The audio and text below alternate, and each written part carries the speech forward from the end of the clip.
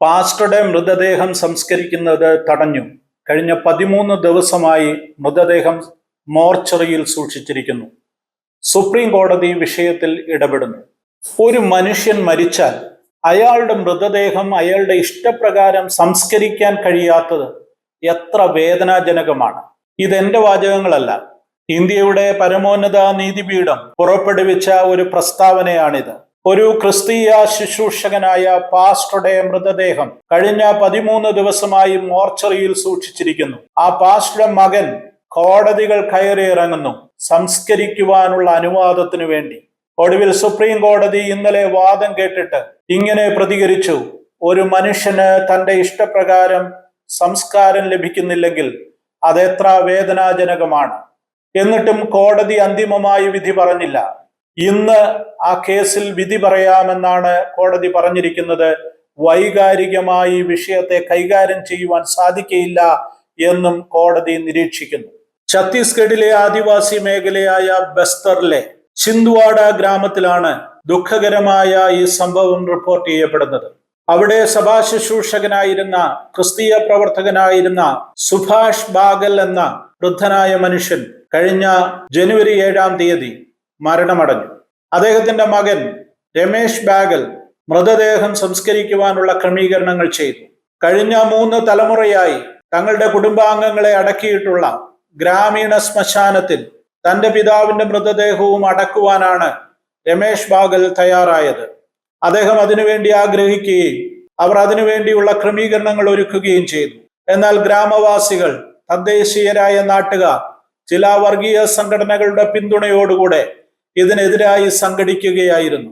ശക്തമായ എതിർപ്പിനെ തുടർന്ന് പോലീസ് ഇടപെടുകയും സമാധാന അന്തരീക്ഷം നിലനിർത്തുന്നതിനു വേണ്ടി ഇവിടെ സംസ്കരിക്കുവാൻ അനുവദിക്കുകയില്ല എന്ന് അവർ പറയുകയും ചെയ്തു. അതേ തുടർന്ന് രമേശ് ബാഗൽ തന്റെ പിതാവിന്റെ മൃതദേഹം സംസ്കരിക്കുവാൻ അനുവദിക്കണം, നിയമ പരിരക്ഷ നൽകണമെന്നാവശ്യപ്പെട്ടുകൊണ്ട് ഹൈക്കോടതിയെ സമീപിച്ചു. എന്നാൽ ഹൈക്കോടതിയും ആ വിഷയത്തിൽ അനുകൂലമായ ഒരു തീരുമാനമെടുത്തില്ല.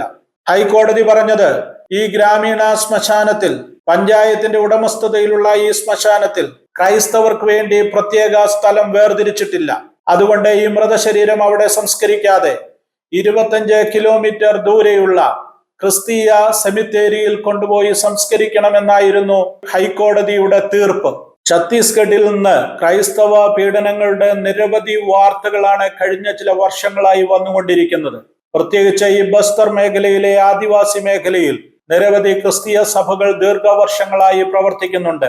3ഉം 4ഉം തലമുറയായി ക്രൈസ്തവരായിരിക്കുന്ന ആദിവാസികളെ തിരിച്ച് മതം മാറ്റുന്ന നിരവധി ഖർവാപസി ചടങ്ങുകൾ ഇതിനകം അവിടെ നടന്നു കഴിഞ്ഞു.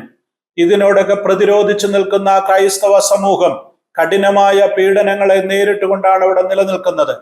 2023 ഇതേ മേഖലയിൽ നാരായൺപൂരിൽ അടക്കിയ മൃതദേഹം കുഴിയിൽ നിന്ന് വലിച്ച് പുറത്തിട്ടതൊക്കെ വലിയ വാർത്തയായിരുന്നു. ഇപ്പോൾ സമാനമായ ഒരു സംഭവത്തിലാണ് പാസ്റ്റർ സുഭാഷ് ബാഗലിന്റെ മൃതദേഹം വെച്ച് നാട്ടുകാർ ക്രൂരത കാണിക്കുന്നത്. ഒപ്പം അതിന് കുടപിടിക്കുന്ന നിരവധി ഹൈന്ദവ വർഗീയ സംഘടനകളുമുണ്ട്. കോടതികളും പോലീസുമെല്ലാം അവർക്ക് അനുകൂലമായി നിലപാടെടുക്കുമ്പോൾ പ്രതീക്ഷയുടെ വെള്ളിവെളിച്ചമായി ഇന്ത്യയുടെ പരമോന്നത നീതിപീഠം ഇന്നലെ ഈ കാര്യത്തിൽ അനുകൂലമായ ദയാപൂർവമായ ഒരു വാക്ക് പ്രസ്താവിച്ചത് എല്ലാവർക്കും ആശ്വാസകരമായിട്ടുണ്ട്. എങ്കിലും ആ കാര്യത്തിൽ ഒരു അന്തിമമായ വിധി ഇന്ന് വരുമ്പോൾ എന്തായിരിക്കും കോടതി പറയുവാൻ പോകുന്നത്?